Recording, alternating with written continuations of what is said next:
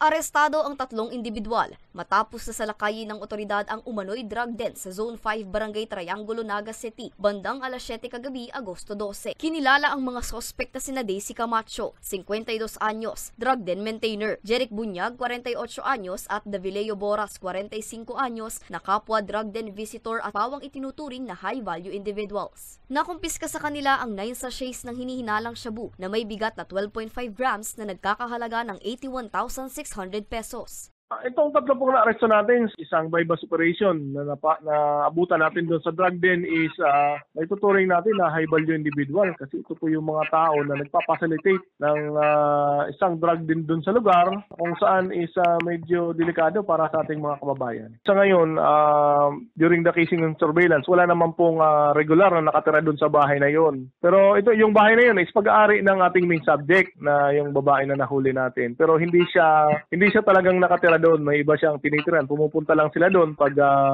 mayroon silang illegal drug transaction. Batay sa ulat, matagal nang minamanmana ng PIDEA Camarines Sur ang sospek na si Daisy dahil sa muli nitong pagkakaugnay sa iligal na droga. Taong 2022 nang una itong makulong dahil na rin sa pagbebenta at paggamit ng iligal na droga. Panawagan po natin sa ating mga kababayan dito sa siyudad ng Daga at sa probinsya ng Camarines Sur is makipagtulungan lang po sa kampanya ng ating gobyerno laban sa illegal na droga. At kung may naobserban po silang mga kahinahinalang aktibidad patungkol sa illegal drug activity dyan sa kanilang lugar, is agad po itong ipagbigay alam sa mga kinakulan, lalo na sa mga law enforcement unit dito sa lugar, para po agad po natin yan maaksyonan at para maano natin na hindi na maging biktima yung ibang mga kabarangay natin dito sa ating lugar. At doon naman sa mga kababayan natin na ayaw tumigil sa illegal drug activities, is darating din ang araw na abutin din sila ng kamay ng batas.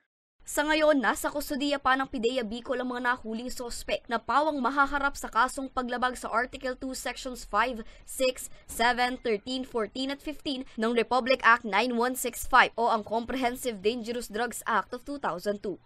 Para sa mga balitang Tatak Bicol, Angeline Dagta.